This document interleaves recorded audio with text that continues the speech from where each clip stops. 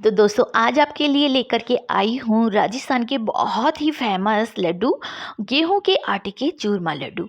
ये ना बहुत ज़्यादा टेस्टी होते हैं, डिलीशियस होते हैं। इनका टेस्ट बहुत ज़्यादा अल्टीमेट होता है और साथ ही ये बहुत ज़्यादा हेल्दी होते हैं, पौष्टिक होते हैं और बनाना भी इन्हें बहुत ही आसान है। तो बहुत बढ़िया सी होने वाली है आज की रेसिपी, वीडियो को फुल वॉच कीजिएगा।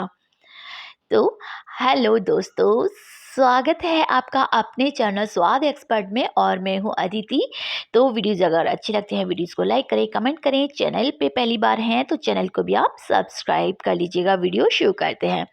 तो यहाँ परात में देखिए मैंने आटा लिया है। जो आटा है वो है 500 ग्राम, यानी कि आधा किलो आटा लिया है। और इसमें डाल रही हूँ 2 चम्मच भर के सफ़ेद वाले तिल, यानी कि सेसमी सीड। और साथ में हम डालेंगे यहाँ 2 चम्मच कुटी हुई सौंफ। बहुत ही बढ़िया टेस्ट आता है इस लड्डू में। और चौथाई कप, यानी कि 4 से 5 चम्मच आप यहाँ डेसिकेटेड कोकोनट डाल सकते हैं। तो सारी चीज़ों को हम यहाँ पर मिला लेंगे ताकि सारी चीज़ें आपस में अच्छे से मिल जाए। तो अब करना क्या है, इसमें हम लगाएंगे मोयन। तो यहाँ मैं डाल रही हूँ घी। तो बढ़िया से हमारे जो लड्डू हैं अच्छा सा टेस्ट आए, खासापन उनका बढ़िया सा हो, तो 3 से 4 चम्मच आप यहाँ पर घी डालें और सारी चीज़ों को अच्छे से मिक्स कर लें। बिल्कुल इस तरीके से जैसे क्रम्बलिंग हो जाता है ना, देखिए सब चीज़ों को मिला लिया बढ़िया से। और जब इसको हम बंद करके तो देखें तो देखिए एक लड्डू सा बन रहा है। बहुत ज़्यादा घी का यूज़ नहीं करेंगे बाद में, नहीं तो क्या होता है रोटी जब हम सेकेंगे ना तो वो रोटी क्या है अच्छे से बन नहीं पाती है, टूटती है। तो अब यहाँ पर हमें इसे गूंद लेना है। तो गूंदने के लिए आप पानी एक बार में बहुत सारा ना डालें, थोड़ा थोड़ा सा इस तरीके से, जिस तरीके से मैं छींटे थोड़े से देते हुए आटा गूंद रही हूँ ना, बिल्कुल इसी तरीके से आपको आटा गूंद लेना है। तो देखिए हमारा जो आटा है गूंद करके तैयार है। और आप देख रहे होंगे कि आटा कितना मैंने टाइट गूंदा है। तो इसी तरीके का बिल्कुल टाइट सा ना आटा होना चाहिए।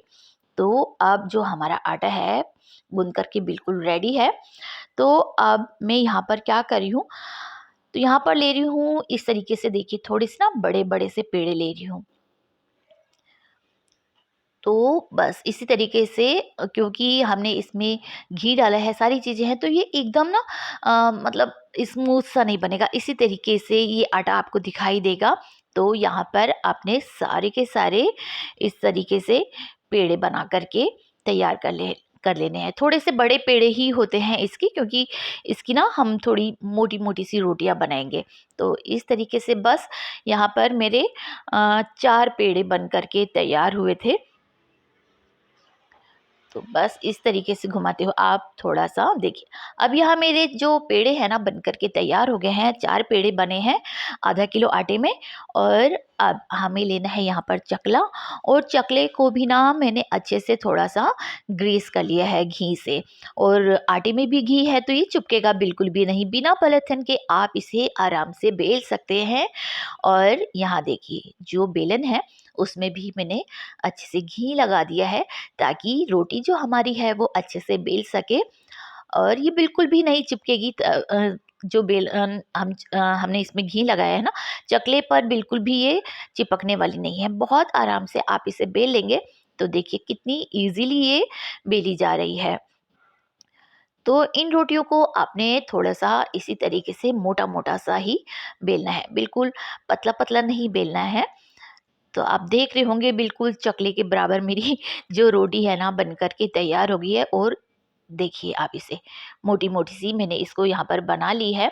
तो बस इसी तरीके से इसको मैं रख लेती हूँ अलग प्लेट में। और जैसे हमने ये रोटी बनाई है ना, बस इसी तरीके से आपको चारों की चारों, मतलब जितनी भी रोटी बने आपको बेल करके उन्हें तैयार कर लेना है। तो यहाँ मैंने सारी रोटियों को बेल लिया है और अब ये लिया है एक कांटा। तो इससे हम रोटी को इस तरीके से थोड़ा सा गोद लेंगे ताकि ये जब हम इन्हें सेके ना तो ये अंदर तक अच्छे से सीख जाए और फूले ना। तो अच्छे से सीखेंगी ना तो इनके लड्डू बहुत बढ़िया बनेंगे। तो यहाँ पर मैंने सारी की सारी रोटियों को गोद लिया और अब चलते हैं गैस की तरफ।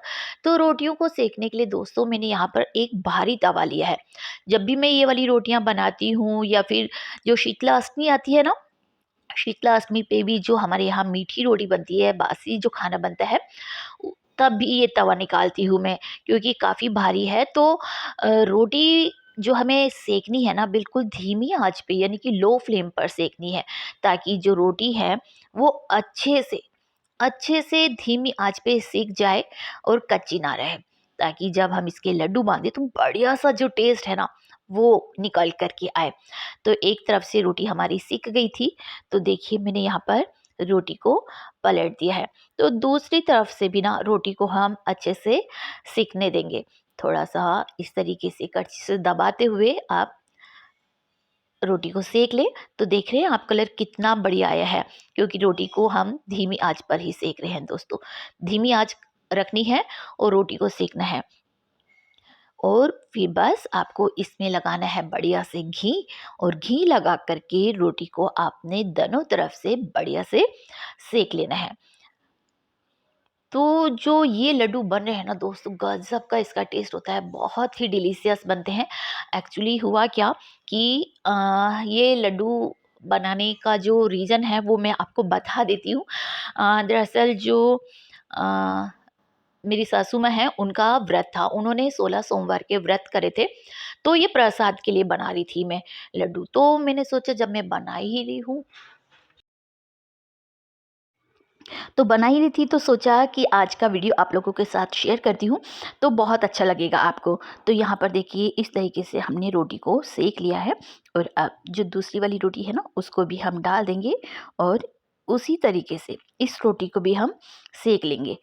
तो दोनों तरफ से आपको अच्छे से सेक लेना है, बिल्कुल धीमी आंच पे, ताकि जो रोटियां हैं ना वो अच्छे से बिल्कुल बढ़िया से सीख जाए, कच्ची ना रहें बिल्कुल भी। धीमी आंच पे सेकते हैं तो बहुत अच्छे से सीख जाती हैं। तो देखिए यहाँ पर अब ये तीसरी वाली रोटी को भी डाल दूंगी, और बस इसी तरीके से हमने अपनी सारी रोटियों को बढ़िया से सेक लेना है। तो देखिए दोस्तों, यहाँ पर जो रोटियां थी ना चारों, उनको मैंने सेक लिया है, और जो रोटियां थी अच्छे से ठंडी हो गई हैं। ठंडी हो जाने के बाद आपने इनको इस तरीके से तोड़ लेना है। तो आपको बता रही थी ना मैं कि सासू माँ का व्रत था, तो मैं उनके लिए ये प्रसाद तैयार करी थी। ये जो व्रत है ना 16 सोमवार का, इसमें एक नपी-तुली चीज़ों से ही मतलब व्रत को किया जाता है। तो इस व्रत में आपको जो भी आप बना रहे हैं उसे आपको नाप करके लेना पड़ेगा 16 सोमवार तक, इस तरीके से। तो 500 ग्राम आटे के ही मैं यहाँ पर लड्डू बनाऊँगी। तो उसमें होता क्या है, जब शाम को ये भगवान को भोग लगेगा ना, तो एक लड्डू इसमें से शिवजी जी को, महादेव को चढ़ेगा, और एक लड्डू इसमें चढ़ेगा नंदी जी को, नंदीश्वर जी को, और एक लड्डू को घर में लेकर के आते हैं, और उसमें से भी आधा लड्डू बाँट दिया जाता है सबको प्रसाद के रूप में, और आधे लड्डू से आपको अपना व्रत खोलना होता है, आधा लड्डू आपको खाना होता है।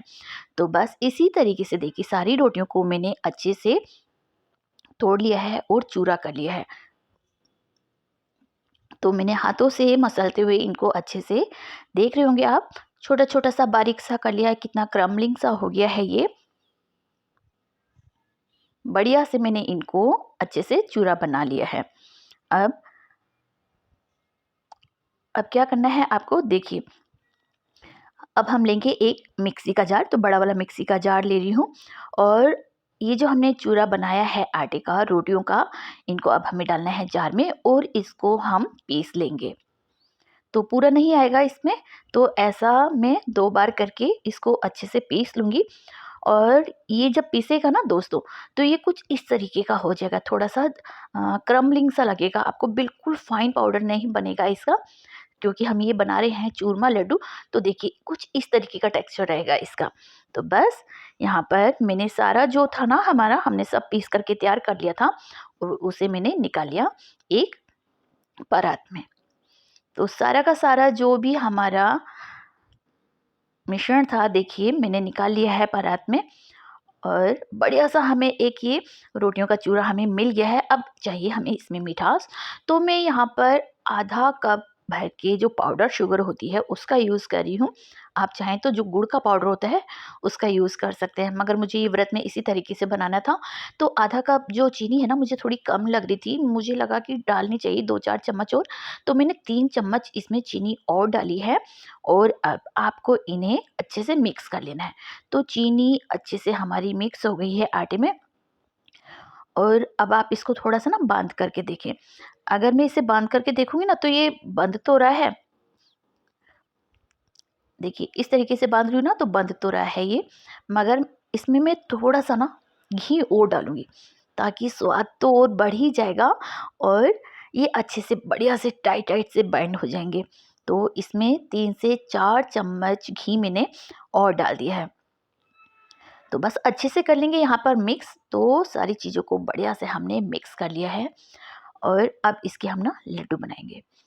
तो वैसे तो ना दोस्तों इस आटे से ना बहुत सारे अगर मैं लड्डू बनाती है ना छोटे-छोटे तो बहुत सारे बन जाते। एक बार तो मैंने इस तरीके से बना लिए थे, मगर जब पता चला मुझे कि इस आटे से आपको सिर्फ़ और सिर्फ़ 3 लड्डू ही बनाने हैं बड़े-बड़े से।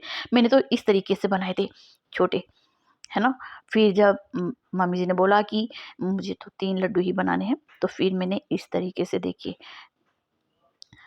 बनाए थे लड्डू और फिर मुझे बाद में